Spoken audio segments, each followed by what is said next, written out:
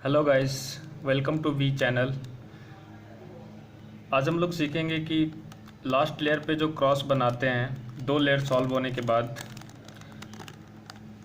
उसको बनाने के लिए बिगनर मेथड्स में हम लोग पहले एल शेप होता है, फिर एक लाइन होती है, फिर उसके बाद क्रॉस बनाते हैं। तो आज मैं आपको बताऊंगा कि या तो डॉट हो, सिर्फ एक ही सेंटर पे येलो हो, या फिर एल शेप हो, या फिर एक लाइन हो।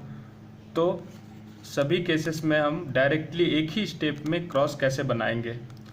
तो पहला केस हम लोग देखते हैं।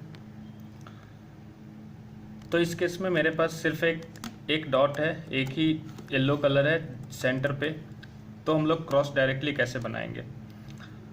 तो इस केस के लिए जो एल्गोरिदम है वो सबसे पहले फ्रंट को क्लॉकवाइज रोटेट करेंगे, राइट फेस को अप करेंगे, टॉप को क्लॉकवाइज, राइट फेस को डाउन, टॉप को एंटी क्लॉकवाइज,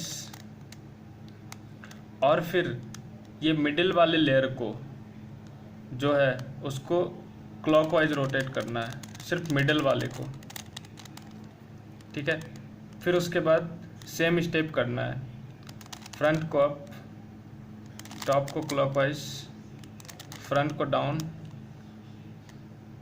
टॉप को एंटी क्लॉकवाइज, और उसके बाद ये फ्रंट के दोनों लेयर को एक साथ रोटेट करना है। तो ये हमारा क्रॉस बन गया।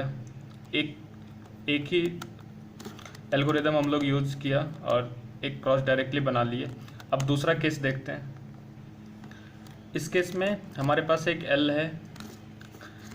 तो बिगनर मेथड्स में हम लोग क्या करते थे, एल के बाद हम लोग एक लाइन बनाते थे।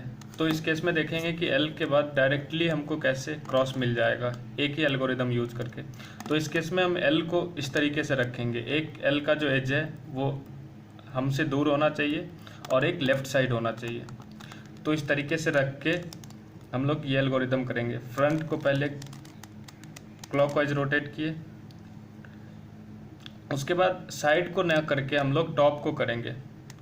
टॉप को रोटेट किए, फिर साइड को किए, फिर टॉप को बैक किए, रिटर्न बैक, और फिर राइट फेस को रिटर्न बैक किए, और फिर जो हमने फ्रंट लेयर को रोटेट किया था स्टार्टिंग में उसको हम रोटेट बैक किए। तो ये हमारा क्रॉस डायरेक्टली बन गया एल शेप से। तो अब हम लोग तीसरा केस देखेंगे। तो थर्ड केस में मेरे पास एक लाइन है। तो ये तो आप लोगों ने बिगिनर मेथड में सीखा ही होगा कि अगर लाइन है तो लाइन को हॉरिजॉन्टल ऐसे रख के एक राइट साइड में एक एज होना चाहिए, एक लेफ़्ट साइड में, और हम लोग एल्गोरिदम रिपीट करते हैं।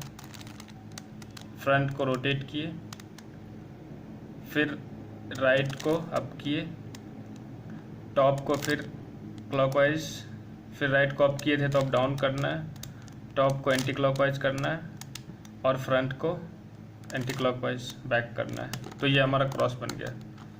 तो ये डायरेक्टली हम लोग ने सीखा कि डायरेक्टली पॉइंट से या फिर लाइन से या फिर एल शेप से डायरेक्टली क्रॉस कैसे बनाते हैं। Thank you guys for watching. अगर आपको अच्छा लगा हो वीडियो तो आप मेरे चैनल पे जाके और भी ट्रिक्स देख सकते हैं, और नेक्स्ट अपडेट के लिए आप मेरे चैनल को सब्सक्राइब भी कर सकते हैं।